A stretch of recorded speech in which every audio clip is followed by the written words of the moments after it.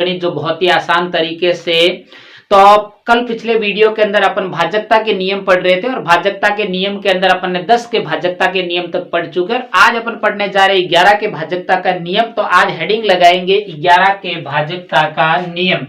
तो जो आज की हेडिंग रहेगी 11 के भाजकता, 11 के भाजकता का नियम। तो जो आज की हेडिंग है वो है 11 के भाजकता का नियम। और उसके बाद में अपन 11 के भाजकता के पहले परिभाषा को समझेंगे और परिभाषा के बाद में अपन कुछ उदाहरणों को भी समझेंगे और उदाहरणों के माध्यम से समझेंगे कि दी गई संख्या के अंदर 11 से वो विभाजित है या नहीं है। तो सबसे पहले अपन हेडिंग लगाएंगे परिभाषा। परिभाषा, परिभाषा क्या है इसकी, उसके बारे में भी चर्चा करेंगे। उससे पहले आप मेरे किशनलाल मैथ यूट्यूब चैनल पर आप जाइए और वहां से देखिए, मैंने बहुत ही आसान तरीके से सामान्य गणित के बहुत सारे वीडियो डाल रखे और वहां जाके आप देखना। अगर मेरे वीडियो अच्छे लगे तो आप मेरे चैनल को सब्सक्राइब करना और आगे भी उसको शेयर करना। तो जो 11 के भाजकता के नियम की जो परिभाषा है वो क्या है, दी गई संख्या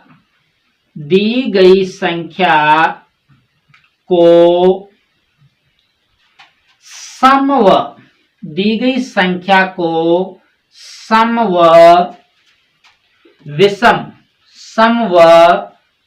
अब देखो ये सम व विषम क्या है, उसके मैं उदाहरणों के माध्यम से आपको समझाऊंगा कि सम व विषम के रूप में कैसे लिखा जाता है। तो दी गई संख्या को सम व विषम के रूप में अलग अलग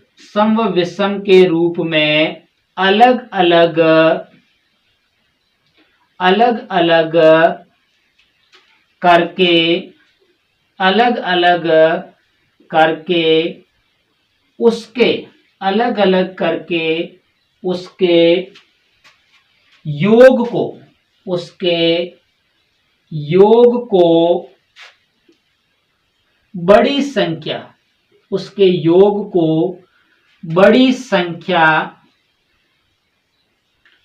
योग को बड़ी संख्या में से छोटी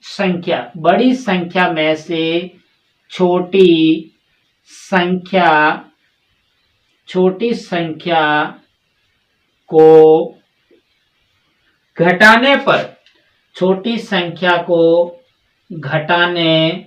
अब देखो ध्यान से मेरी परिभाषा को समझना, बहुत ही आसान तरीके से आपको समझ में आ जाएगा।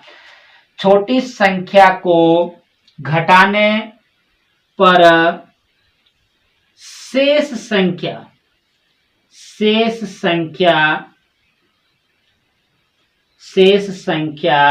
शून्य। अब शून्य का मतलब 0, शेष संख्या शून्य, कोष्टक में 0, शून्य या 11 से विभाजित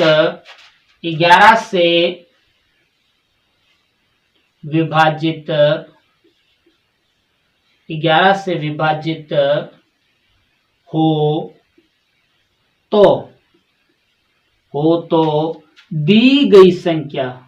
तो दी गई संख्या 11 से पूर्णतः विभाजित होगी। 11 से पूर्णतः विभाजित होगी। यह है 11 के भाजकता का नियम की परिभाषा, विभाजित होगी। अब देखो पहले इसको ध्यान से समझिए कि दी गई संख्या, आपको कितनी भी बड़ी क्यों ना संख्या दे रखी हो, कोई सा भी उदाहरण क्यों ना आया हुआ हो, उसको दी गई संख्या को सम व विषम, अब देखो सम व विषम के रूप में अलग अलग करके आपको सम व विषम के रूप में संख्याओं को अलग अलग करना है। फिर उन संख्याओं के अलग अलग का योग करना है आपको। योग करने के बाद में आपको जो बड़ी संख्या दिख रही है उसमें से आपको छोटी संख्या को घटाने पर अगर शेष संख्या 0 या 11 से अगर विभाजित आपको दिखे तो वह संख्या या दी गई संख्या 11 से पूर्णतः विभाजित होगी। अब देखो अपन उदाहरणों के माध्यम से समझेंगे कि उदाहरण क्या है। उदाहरण से अपन समझेंगे उदाहरण नंबर 1 कि 31,427। पहला अगर उदाहरण की बात करें 31,427। अब देखो ये आपके सामने, अब देखो उदाहरण के माध्यम से मैं आपको समझाऊंगा कि वास्तविक रूप में सम व विषम संख्याओं को अलग आपको नहीं करना है कि आप सम संख्या उसमें से अलग करो और विषम अलग करो, लेकिन यहां पे अपन एक उदाहरण के माध्यम से समझेंगे। जैसे कि अपन गिनती लिखते हैं 1 2 3 4 5, तो अपन जैसे कि अपन सम संख्या और विषम संख्या अलग करते हैं, एक संख्या छोड़ के एक संख्या अपनी आती है सम और विषम, ऐसे तो इसी संख्याओं को इसी प्रकार अलग करना है आपको सीधा। ये नहीं देखना है इसके अंदर कि सम संख्या कौन सी और विषम कौन सी, ये अपन को नहीं देखना है। इस क्रम से चलना है, सम व विषम के रूप में चलना है, आपको इस क्रम में चलना है। तो कैसे चलें, जैसे कि पहली संख्या, इस पहली संख्या के बाद में अपन की दूसरी संख्या, दूसरी के बाद में ये संख्या लेना है आपको, और उसके बाद में एक संख्या ये, और ये जो बची है पीछे वो संख्या आपको लेनी, किस रूप में लेनी। तो पहले अपन जो फर्स्ट संख्या अपनी रहेगी वो कौन सी है, देखो 3, इसका योग करना है। मैंने क्या लिखा कि इसको अलग अलग करके उसका योग, यहाँ पे विशेष ध्यान देना है, यहाँ पे इनका योग करना है आपको। 3 4 और 7 ये अलग कर दिया, और उसके बाद में जो सेकंड संख्या आएगी वो कौन सी आएगी, देखो 1 बचा, तो ये 1 प्लस और 2, ये तो अपन ने अलग अलग कर दिया। अलग अलग करने के बाद में इसका क्या करना है, योग करना है अपन को। देखो 3 और 4 7, 7 और 7 कितने हो गए, 14। उसके बाद में 1 और 2 कितने हो गए, 3। ये तो अपन ने इसका योग किया है, क्या किया है, योग। फिर उसके बाद में इसने क्या कहा, यहां विशेष ध्यान देना, यहाँ पे 11 के भाजकता का नियम कठिन भले ही है, लेकिन इस परिभाषा के माध्यम से अगर अपन आसान तरीके से सीखेंगे तो कभी नहीं भूलोगे आप। अब देखो बड़ी संख्या, अब मुझे ये बताइए जो योग किया है, योग को अब देखो ये योग किया है, उसमें से बड़ी संख्या कौन सी है। अब ये बड़ी है 14 या 3, देखो 14 बड़ी है। इन बड़ी संख्या में से आपको क्या करना है, छोटी संख्या को घटाना है। देखो 14 माइनस का 3, छोटी संख्या घटाओगे तो अपने पास में कितना बचेगा, 14 में से 3 गया, 11 बचा। क्या बचा, 11। क्या ये परिभाषा कह रही है कि घटाने पर आपको जो शेष संख्या बची है वो शेष संख्या क्या 0 या 11 से विभाजित है। हाँ बिल्कुल 11 से विभाजित है, क्योंकि 11 के अंदर 11 का पूरा पूरा भाग जा रहा है। इसीलिए इस कारण जो दी गई संख्या 31,427 11 से पूर्णतः विभाजित होगी। यह है उदाहरण नंबर 1। उदाहरण नंबर अगर 2 की बात की जाए तो अपना रहेगा 76,945। 76,945। अब देखो अपन को इसी उदाहरण आपके सामने कोई सा भी क्यों ना आ जाए, आपको केवल क्रम यही अपनाना है, और ये क्रम अपनाते जाओगे तो आप कोई सा भी उदाहरण आपके सामने क्यों ना आ जाए, आप उसको सही कर दोगे। अब देखो क्या 76,945 11 से विभाजित है या नहीं है, इसका पता लगाते हैं अपन।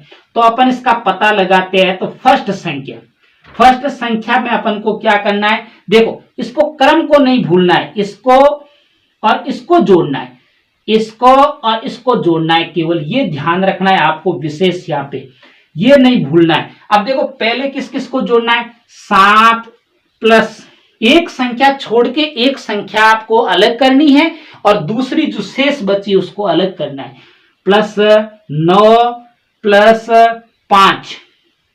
अब देखो इसका योग अपन अलग से करेंगे, सेकंड संख्या का जो योग रहेगा वो अपन देखते हैं। कौन सी बची शेष?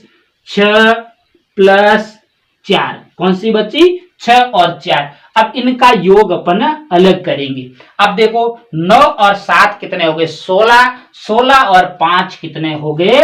21। कितने हो गए? 21। अब देखिए 6 और 4 इनका योग कीजिए। 6 और 4 कितने हो गए? 10। कितने हो गए? 10। अब इनमें से आपके 21 बड़ा है या 10 बड़ा है? ऐसा कोई जरूरी नहीं है। अगर ये बड़ी संख्या हो तो अपन इसमें से घटा लेंगे, जो बड़ी संख्या उसमें से छोटी संख्या को घटाना है। अब देखिए यहां से घटाते 21। 21 माइनस 10। अब 21 में से 10 गए पीछे, कितने बचे? 11। कितने बचे? 11। 21 में से 10 गए, आपको पीछे 11 बचे। क्या अपनी शर्त के अनुसार शेष संख्या शून्य या 11 से विभाजित है? बिल्कुल है, क्योंकि 11 के अंदर 11 का पूरा पूरा भाग जा रहा है। इस कारण जो दिए गई संख्या 76,945 11 से पूर्णतः विभाजित होगी। यह है आपके सामने दो उदाहरण। एक और उदाहरण के माध्यम से मैं आपको समझा रहा हूं, और भी आप आगे उदाहरण लेना। तीसरा उदाहरण, आप कोई सा भी उदाहरण क्यों ना ले लो, जैसे कि कोई सा भी ले लो। आप देखो आपके पास में उदाहरण आया है 5342। आपके पास में एक उदाहरण आया है 5342 में क्या 11 का भाग जा रहा है या नहीं जा रहा है? तो अपनी शर्त क्या है? इसको और इसको एक संख्या छोड़ के एक संख्या ये लेंगे, और उसके बाद में जो ये बची वो ये और ये लेंगे, है ना। अब देखो फर्स्ट संख्या अपनी कौन सी रहेगी? 5 प्लस 4। 5 प्लस 4। और सेकंड संख्या अपनी कौन सी रहेगी? 3 और 2 शेष बची वो 3 प्लस 2। अब देखिए कितना होता है, देखो 5 और 4 कितने हो गए? 9। कितने हो गए? 9। और उसके बाद में 3 और 2 कितने हो गए? 5। अब इन दो संख्याओं में से आपको बड़ी संख्या में से छोटी संख्या को घटाना है। तो 9 बड़े हैं, 9 में से आपके 5 गए, पीछे कितने बचे? 4। कितने बचे? 4। क्या मुझे ये बताइए कि जो संख्या 4 जो शेष बची है वो क्या 0 या 11 से विभाजित है? नहीं, क्योंकि 4 के अंदर 11 का भाग पूरा पूरा नहीं जा रहा है। इस कारण जो दी गई संख्या 5342 11 से विभाजित नहीं होगी, क्योंकि इसके अंदर पूरा पूरा भाग नहीं जा रहा है। ये 11 से विभाजित नहीं होगी, इसमें 11 का भाग नहीं जाएगा। समझ में आई ना बात? ये है 11 के भाजकता का नियम। आप भी इसी प्रकार और सारे उदाहरण लेना और इसी प्रकार आप इसको ट्राई करना कि वह जो संख्या आपने जो उदाहरण लिया है, उदाहरण आप कोई सा भी ले सकते हो, उसमें ये तरीका बस यही अपनाना है। ये अपनाने के बाद में आपको पता लग जाएगा कि आपने जो उदाहरण लिया है वो 11 से विभाजित है या नहीं है। और भी आप